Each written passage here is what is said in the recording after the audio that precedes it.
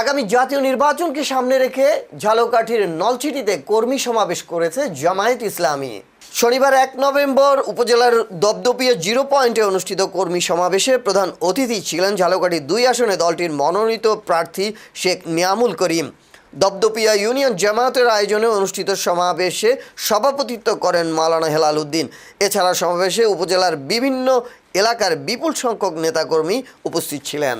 সংস্থানের ব্যবস্থা হয়েছে, যারা পঙ্গুত্ব বরণ করেছে, যারা মাজলুম ছিল, এই মাজলুম মানুষের জামায়াত ইসলামী আগামী 26 সালের ফেব্রুয়ারির নির্বাচনে জনতাকে জামায়াত ইসলামী নতুন ভাবে সবাইকে নিয়ে আগামীর পরে যাকে মনোনয়ন দেওয়া হয়েছে তিনি শুধুমাত্র নতুন করে নেতা